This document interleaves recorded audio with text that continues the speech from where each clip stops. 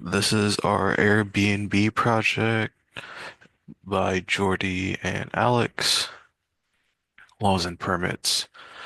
You have to have a business license. All short-term rentals operators must obtain a valid business license to legally operate. There is occupancy limits. Up to two adult guests per bedroom are allowed. The maximum of five bedrooms totaling no more than 10 adult guests.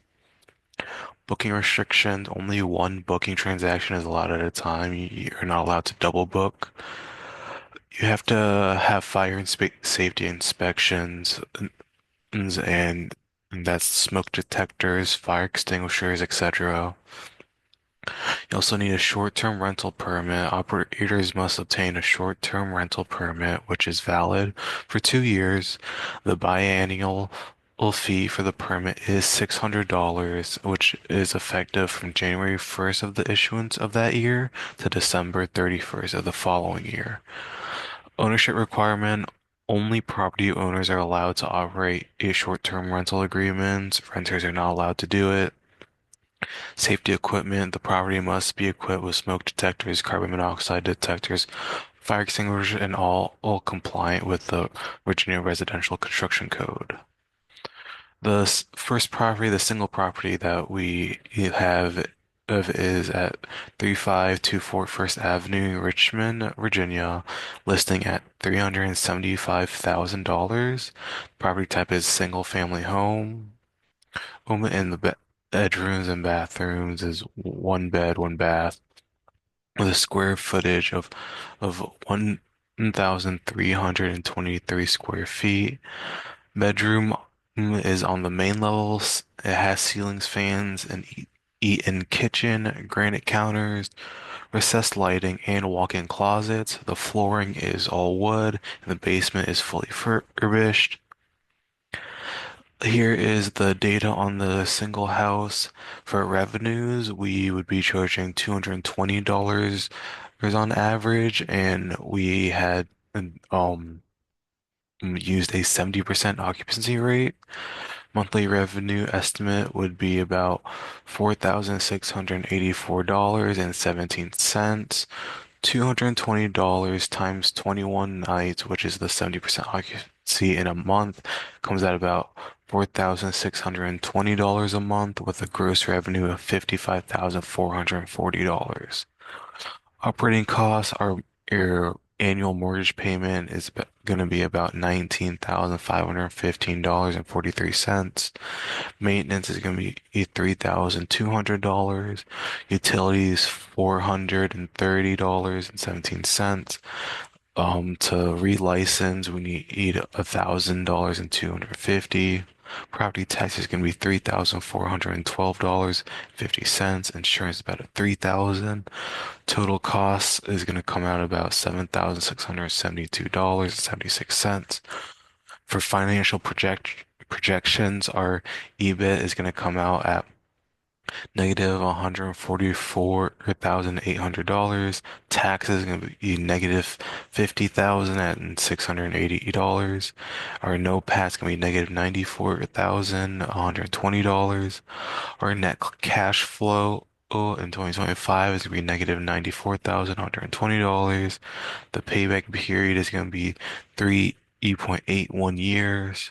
Our IRR over the 7 years is going to be 17.83, and our NPV using a discount factor of 10% is going to come out at $25,777.75, and our market value is going to appreciate by year seven to $445, 757.16.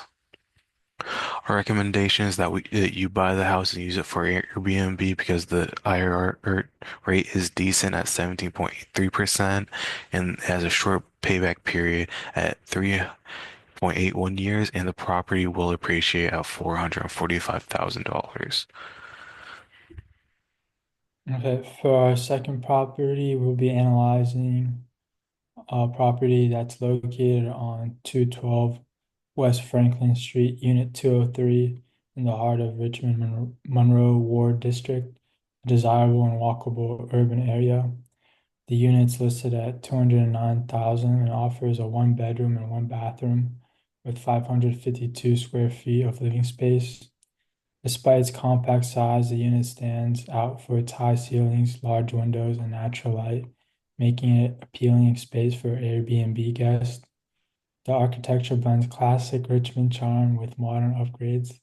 The unit was also recently renovated in March 2024, which included new carpet, a remodeled kitchen, and a brand new refrigerator. The building's exterior and interior make this a great fit for short-term rentals, targeting solo travelers, couples, and weekend visitors who want to charter the convenience in the city center. So for the financials for this property, we set the average nightly rate at $115 and assumed a 70% occupancy rate, which equates to roughly 21 nights per month. That gives us an estimated monthly revenue of $2,415 or $29,382 annually.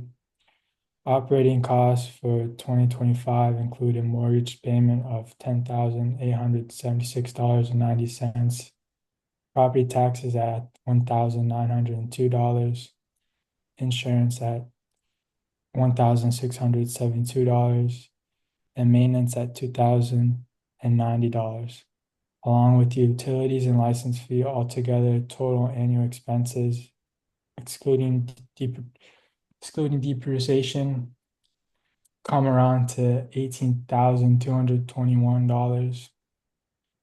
Using these figures, the EBITDA, the EBIT in year one is negative 53,616, and after tax depreciation, we arrive at a net operating profit after tax of negative $34,850. The payback period is just under 4.7 years, with an IRR of 31% over a 7-year horizon and a net present value of $38,372, assuming a 10% discount rate. Finally, based on a 2.5 appreciation rate, the projected property value in year 7 is $248,435, offering significant upside when considering both income and equity growth. For the Airbnb comparable, to validate our rental rate assumptions, we compared our property to a nearby Airbnb listing, also located in the Monroe Ward district of Richmond. This competing unit offers 1 bedroom and 2 bathrooms, and it's listed at $137 per night. Although it accommodates slightly more guests in its position in a similar modern building and neighborhood for context. However, our unit, which is a 1 bedroom, 1 bathroom space, is a classic historical building with modern upgrades, and it's estimated at $115 nightly rate, making it a conservative and justifiable estimate based on local competition. Despite being smaller, our listings appeals to solo travelers, couples seeking charm and walkability in a centrally located area, giving a strong market position while maintaining price flexibility. To validate a nightly rate assumption, we use this nearby Airbnb listing located in the same Monroe Ward area. For the recommendation, since the other Airbnb was quite similar in price,